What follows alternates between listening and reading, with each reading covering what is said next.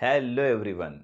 आज हम लोग डिस्कस करेंगे पॉलीट्रॉपिक प्रोसेस के बारे में और पॉलीट्रॉपिक प्रोसेस के लिए पीवी डायग्राम भी स्टडी करेंगे। तो पॉलीट्रॉपिक प्रोसेस कोई एक सिंगल प्रोसेस नहीं होती है, ये कई प्रोसेस का कॉम्बिनेशन होती है। अगर हम पॉलीट्रॉपिक जो वर्ड है उस पर नज़र डालें, ये पॉलीट्रॉपिक पॉलीट्रॉपिक तो जो ये पॉली है, ये वर्ड पॉली, इसकी मीनिंग होती है मेनी, मतलब कई सारी। तो ये जो पॉलीट्रॉपिक प्रोसेस होती है ये कई प्रोसेस का कॉम्बिनेशन होती है। तो पॉलीट्रॉपिक प्रोसेस क्या है? It is a combination of number of processes. तो किसी प्रोसेस को हम लोग पॉलीट्रॉपिक कब कहते हैं? फॉर एग्जाम्पल, हमारे पास ये दो केस हैं पिस्टन सिलेंडर अरेंजमेंट के। ये पिस्टन है, मूवेबल पिस्टन है, और ये सिलेंडर है, इसके अंदर गैस भरी हुई है। ये हमारी कंडीशन 1 है और ये कंडीशन 2 है। ठीक है, तो अब हमें क्या करना है? जो ये पहला वाला पिस्टन सिलेंडर अरेंजमेंट है, इसमें गैस भरी हुई है, हमें क्या करना है? इस गैस को कंप्रेस करना है। तो जब हम कंप्रेस करेंगे तो इस पिस्टन पे क्या करेंगे? ऊपर से फोर्स लगाएंगे। ऊपर से फोर्स लगाएंगे तो गैस क्या होगी? कंप्रेस होगी। तो हम लोग क्या करते हैं, ये जो अंदर गैस है, तो हम लोग कभी कभी सोचते हैं कि इसको कांस्टेंट टेम्परेचर पे कंप्रेस किया जाए। तो कभी कभी हम लोग प्रोसेस क्या करते हैं कि कांस्टेंट वॉल्यूम पे कराने की कोशिश करते हैं, और कभी कभी कांस्टेंट प्रेशर पे कराने की कोशिश करते हैं। मींस हम चाहते हैं कि कोई एक स्पेसिफिक केस के लिए ये कंप्रेशन प्रोसेस हो। तो जब हम क्या करते हैं, दिमाग लगाते हैं कि भाई हम इस प्रोसेस को, मतलब कंप्रेशन को, या तो कांस्टेंट प्रेशर पे करें, या तो कांस्टेंट वॉल्यूम पे करें, या फिर आइसोथर्मली मतलब कांस्टेंट टेम्परेचर पे करें। तो हमें क्या करना है? ये सब सोचना ही नहीं है, बस क्या करना है, ये जो एयर है इसको कंप्रेस कर देना है। तो जब आप जनरली एयर को कंप्रेस करेंगे तो वो जो प्रोसेस होगी वो कहलाएगी पॉलीट्रॉपिक प्रोसेस। इसी तरीके से हमारे पास एक दूसरा केस है। हमने क्या रखा है? इस पिस्टन को एक प्लेस पे रोक रखा है, और इसमें क्या है, इस वाले सिलेंडर में हाई प्रेशर पे गैस है, इसमें एक नॉर्मल प्रेशर पे थी, इसमें पहले से हाईली प्रेशराइज्ड गैस भरी हुई है। तो हमने पिस्टन को यहाँ रोक रखा है। जैसे ही हम इस पिस्टन को छोड़ेंगे तो पिस्टन क्या करेगा? ये पिस्टन ऊपर की तरफ मूव करेगा। ये जब पिस्टन ऊपर की तरफ मूव करेगा तो अंदर की गैस क्या करेगी? एक्सपेंड करेगी। अब ये एक्सपेंशन प्रोसेस कैसी होगी हमें ये सोचना ही नहीं है, बस हमें क्या करना है? पिस्टन को छोड़ देना है, पिस्टन अपने आप भागेगा। तब जब पिस्टन अपने आप भागेगा तो ये जो प्रोसेस जनरल हुई है, हमने दिमाग ही नहीं लगाया है कि इसको कांस्टेंट टेम्परेचर पे पिस्टन को छोड़ना है, मतलब गैस को कांस्टेंट टेम्परेचर पे एक्सपेंड कराना है, या फिर कांस्टेंट वॉल्यूम पे, या फिर कांस्टेंट प्रेशर पे। हमने कोई कंडीशन सोची ही नहीं है, बस पिस्टन को छोड़ा है तो क्या करेगा? ये पिस्टन ऊपर भागेगा, गैस एक्सपेंड होगी। तो जब इस जनरल तरीके से हम गैस को एक्सपेंड कराते हैं तब भी ये प्रोसेस हमारी क्या होती है? पॉलीट्रॉपिक प्रोसेस कहलाती है। तो पॉलीट्रॉपिक प्रोसेस हम इस तरीके से परफॉर्म करते हैं, हम एक जनरल कंप्रेशन करते हैं और एक जनरल एक्सपेंशन करते हैं। तो ये प्रोसेस हमारी क्या होती है? पॉलीट्रॉपिक प्रोसेस कहलाती है। अब अगर कोई गैस पॉलीट्रॉपिकली कंप्रेस होती है, यानी आप एक जनरल वे में गैस को कंप्रेस या एक्सपेंड करते हैं, तो वो हमेशा PV to the power N is equal to constant law को फॉलो करती है। ये जो एन होता है, एन को बोलते हैं पॉलीट्रॉपिक इंडेक्स। Polytropic index. अब क्वेश्चन ये उठता है कि पॉलीट्रॉपिक इंडेक्स है क्या? तो अभी हमने बताया कि हम जो गैस को कंप्रेस करा रहे हैं ये जनरल कंप्रेशन कराया है। हमने सोचा ही नहीं है कि आइसोथर्मल होगा, कि कांस्टेंट प्रेशर पे होगा, कि कांस्टेंट वॉल्यूम पे होगा। और इसी तरीके से एक्सपेंशन की प्रोसेस की है।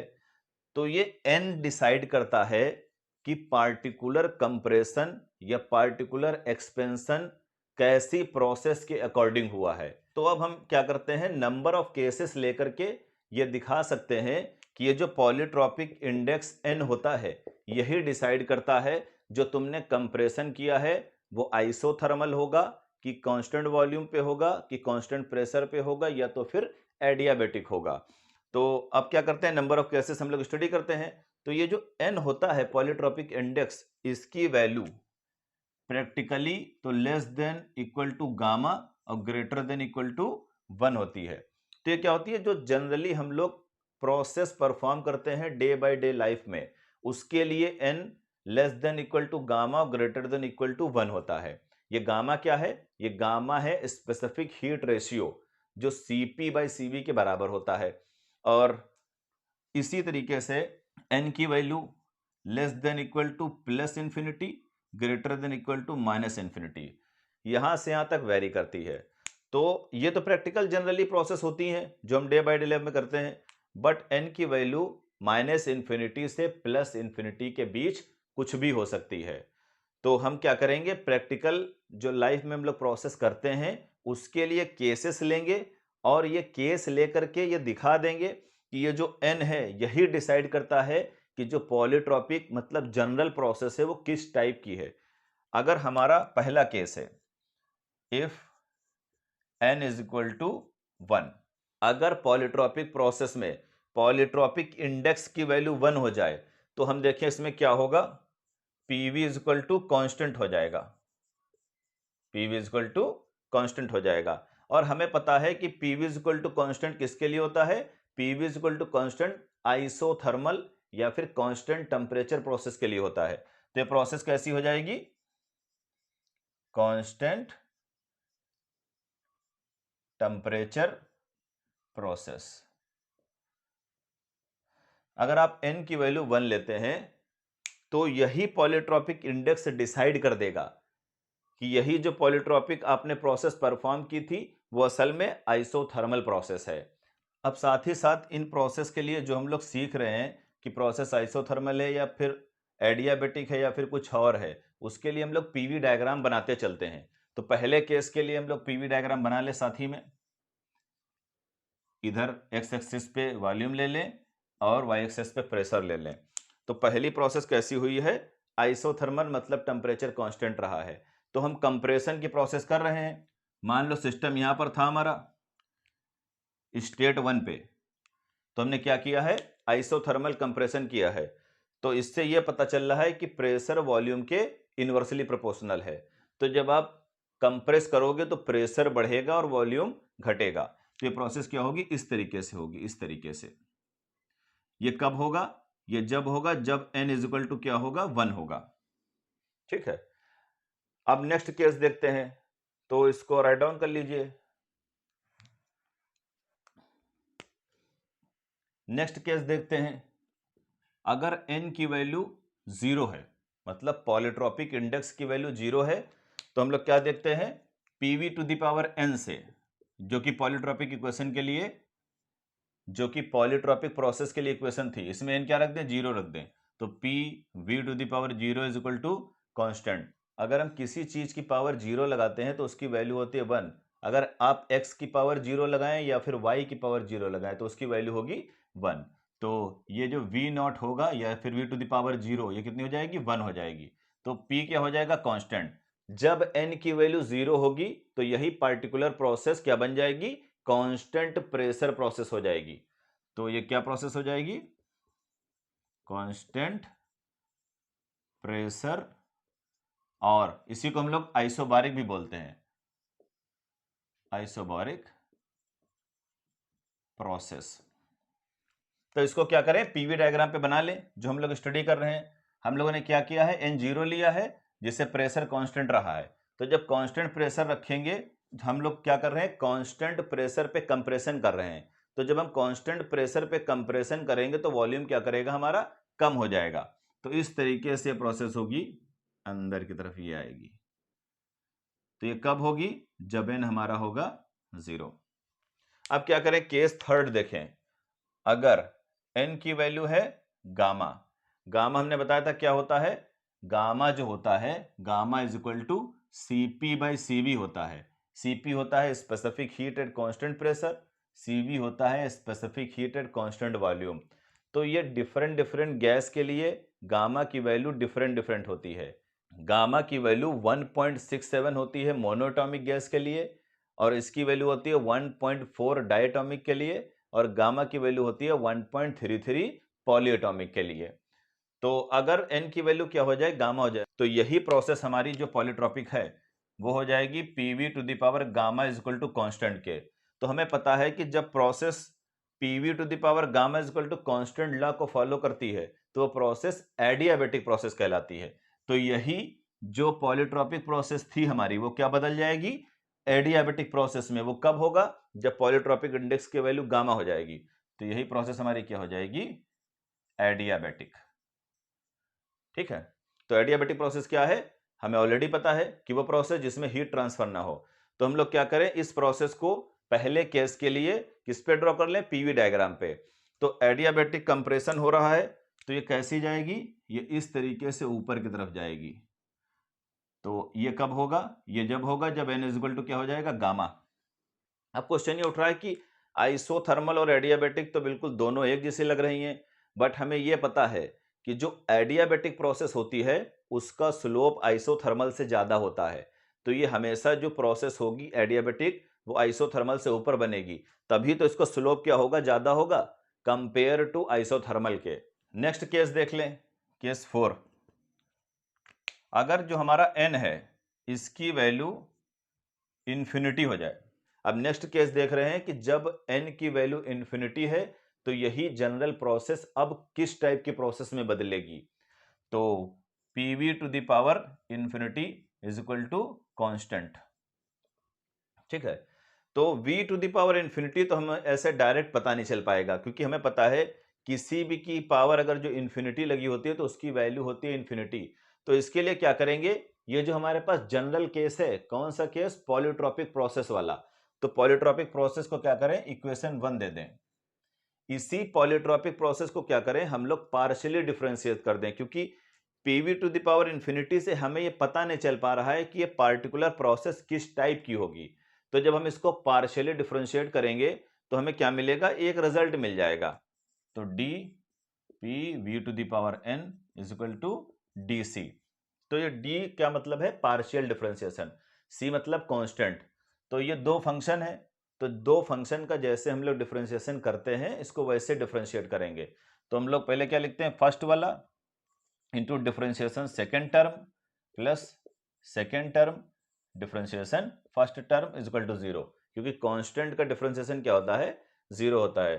तो अब ये v to the power n का डिफरेंशिएशन क्या होता है, हमें पता है d by D X to the power n, इसका डिफरेंशिएशन होता है n पहले चला आता है और x to the power n-1 हो जाता है।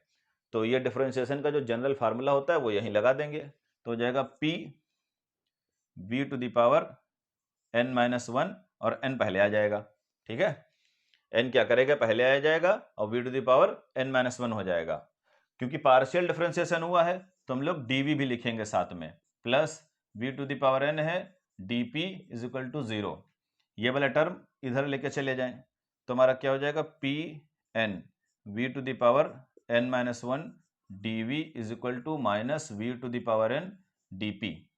तो v to the power n क्या करें, इसके नीचे लेके चले आए, तो p into N V to the power n-1 upon V to the power n dv is equal to minus dp। तो ये v टू द पावर जो n है ये ऊपर जाएगा तो ये क्या हो जाएगा, माइनस हो जाएगा। तो इसे क्या करें, निगेटिव कर दें, p n पहले से है into V to the power n-1 into V to the power minus n into D V is equal to minus D P. ठीक है, बेस बराबर है, पावर ऐड हो जाएंगी, तो P N V to the power n-1 minus n D V is equal to minus D P. तो इसमें हम देखें ये हमारा एन एन क्या है, कैंसिल हो जाएगा, ये एन एन कैंसिल हो जाएगा। तो क्या बचेगा हमारा, P N V to the power -1 D V is equal to D P. अब क्या करें, इनवर्स इसको नीचे ले लें, तो हो जाएगा P N D V upon V is equal to minus D P. तो ये एन वाला नीचे ले आए और पी वाला भी नीचे ले आए, तो हमारे पास क्या बचेगा, D V upon V is equal to minus D P upon N नीचे आ गया इंटू पी।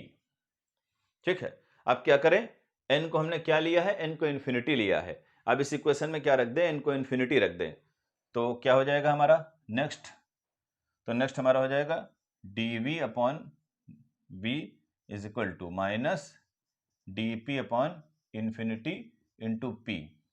हमें पता है जो 1 अपॉन इंफिनिटी होता है उसकी वैल्यू होती है 0, तो ये 1 अपॉन इंफिनिटी होगा, 1 upon infinity into D upon P हो जाएगा, तो ये ऊपर जाएगा तो 0 हो जाएगा, तो इसको क्या लिख सकते हैं, -0 into D P by P, तो क्या हो जाएगा dv अपॉन v।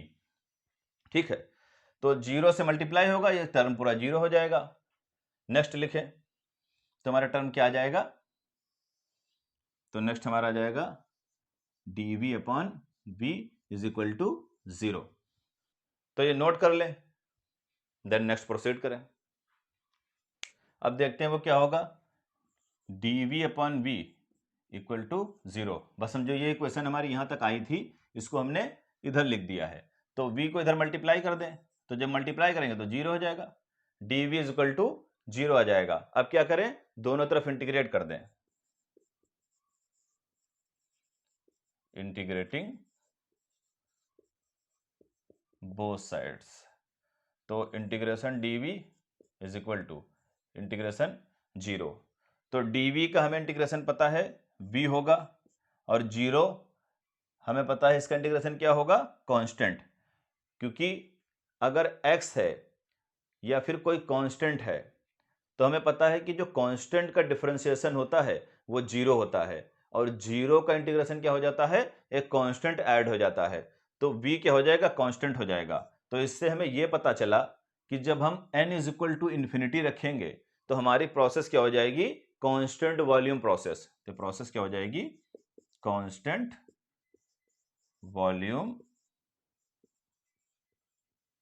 प्रोसेस, इसको हम लोग आइसोकोरिक प्रोसेस भी बोलते हैं। तो n is equal to infinity रखने पे जब हमने सॉल्व किया तो पाया कि ये जो हमारी पार्टिकुलर प्रोसेस है ये कांस्टेंट वॉल्यूम या फिर आइसोकोरिक प्रोसेस हो जाएगी।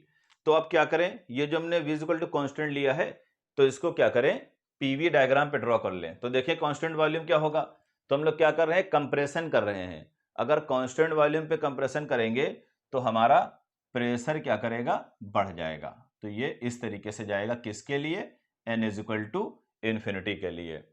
तो ये जो n इज इक्वल टू 0 के लिए जो कर्व बना था ये कांस्टेंट प्रेशर वाला है, n इज इक्वल टू 1 के लिए क्या है, आइसोथर्मल प्रोसेस के लिए है, और n is equal to gamma के लिए जो कर्व बना है वो क्या है, एडियाबेटिक प्रोसेस के लिए है, और n is equal to infinity के लिए क्या है, ये कांस्टेंट वॉल्यूम या फिर आइसोकोरिक प्रोसेस के लिए है। तो ये जो हमने पीवी डायग्राम ड्रॉ किया है पॉलीट्रॉपिक प्रोसेस के लिए, क्योंकि हमें पता है कि polytropic process combination of processes होती हैं, तो इससे में क्लियर भी हो गया, क्योंकि पॉलीट्रॉपिक प्रोसेस के लिए जब हमने पॉलीट्रॉपिक इंडेक्स n की वैल्यू चेंज की है तो हमें क्या मिला है, डिफरेंट डिफरेंट प्रोसेस मिली है, और उन डिफरेंट प्रोसेस को हमने कंप्रेशन के केस के लिए क्या किया, पीवी डायग्राम पे ड्रॉ किया है। इसी तरीके से इन प्रोसेस को हम लोग एक्सपेंशन के केस के लिए भी ड्रॉ कर सकते हैं। तो सेकंड वाले के लिए क्या करें, ड्रॉ कर लें, वही तरीका, वॉल्यूम ले लें और प्रेशर ले लें। ठीक है, तो ये स्टेट 1 पे है। अब एक्सपेंशन होगा तो वही तरीका जो हमने पहले प्रोसेस स्टडी की थी, n इज इक्वल टू 1 पे, मतलब आइसोथर्मल प्रोसेस के लिए हमें क्या करना है, एक्सपेंशन के केस में पीवी डायग्राम ड्रॉ करना है। तो यहां पर था, तो एक्सपेंशन होगा तो इस तरीके से होगा आइसोथर्मल, ये n इज इक्वल टू 1 के लिए। ठीक है, फिर हमें पता है किसके लिए ड्रॉ करना है, फिर हमें ड्रॉ करना है n is equal to gamma के लिए। तो n is equal to gamma का मतलब है एडियाबेटिक एक्सपेंशन। तो एडियाबेटिक एक्सपेंशन होगा तो हमें पता है कि एडियाबेटिक एक्सपेंशन के लिए या तो कर्व आइसोथर्मल के ऊपर बनेगा या तो नीचे बनेगा। अगर हमने नीचे बनाया तो एडियाबेटिक का स्लोप आइसोथर्मल से कम हो जाएगा, जो कि ये बात गलत है, क्योंकि हमें पता है एडियाबेटिक का स्लोप आइसोथर्मल से ज्यादा होता है। तो एडियाबेटिक का कर्व हमेशा क्या करेगा, ऐसे जाएगा। ये किसके लिए होगा, n is equal to gamma के लिए। तो तीसरा केस हमारा था n इज इक्वल टू 0 के लिए, मतलब कांस्टेंट प्रेशर प्रोसेस के लिए। तो जब हम एक्सपेंशन के केस में बनाएंगे n इज इक्वल टू 0, तो कांस्टेंट प्रेशर जब रहेगा तो वॉल्यूम क्या करेगा, इस तरीके से बढ़ जाएगा। तो n इज इक्वल टू ये क्या हो जाएगा, n इज इक्वल टू हो जाएगा ये 0। ठीक है, तो नेक्स्ट केस क्या था, n is equal to infinity के लिए, मतलब कांस्टेंट वॉल्यूम प्रोसेस के लिए। तो कांस्टेंट वॉल्यूम प्रोसेस के लिए एक्सपेंशन क्या होगा, जब वॉल्यूम कांस्टेंट रखेंगे एक्सपेंड करेंगे तो ये नीचे आएगा, इस तरीके से प्रेशर डाउन हो जाएगा, n is equal to infinity. तो ये वाला जो हमने पीवी डायग्राम बनाया है डिफरेंट डिफरेंट प्रोसेस के लिए, ये कंप्रेशन का केस है, और जो सेकंड हमने बनाया है वो क्या है, एक्सपेंशन का केस है। तो हमने इस पॉलीट्रॉपिक प्रोसेस से स्टडी करके ये पाया कि ये जो पॉलीट्रॉपिक प्रोसेस है वो मेनली क्या होती है, पॉलीट्रॉपिक इंडेक्स n पे डिपेंड करती है। वही n डिसाइड करता है कि पार्टिकुलर पॉलीट्रॉपिक प्रोसेस किस टाइप की प्रोसेस होगी, क्योंकि हमने बताया था कि पॉलीट्रॉपिक प्रोसेस कोई एक सिंगल प्रोसेस नहीं है, ये कॉम्बिनेशन ऑफ प्रोसेस है।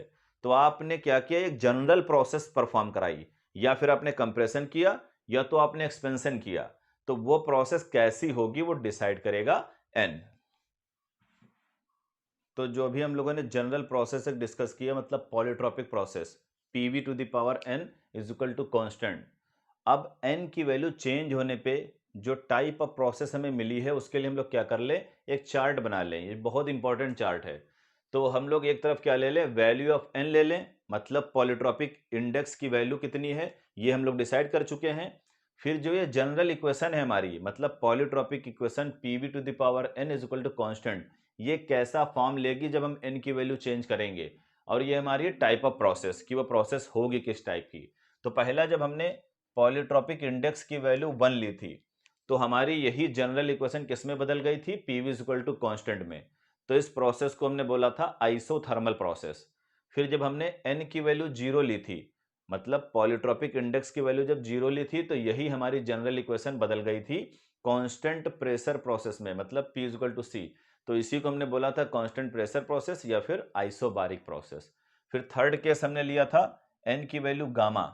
गामा हमने बताया था स्पेसिफिक हीट रेशियो है। तो जैसे ही हमने n की वैल्यू गामा ली थी, तो ये जो हमारी जनरल इक्वेशन थी पॉलीट्रॉपिक इक्वेशन, ये PV to the power gamma is equal to constant में बदल गई थी, और जो प्रोसेस थी वो एडियाबेटिक थी। फिर जो फोर्थ केस लिया था उसमें हमने n is equal to infinity लिया था। तो जब हमने n is equal to infinity लिया था, तो यही हमारी जनरल इक्वेशन बदल गई थी v is equal to constant में, जिसे हम लोग बोलते हैं कांस्टेंट वॉल्यूम और आइसोकोरिक प्रोसेस।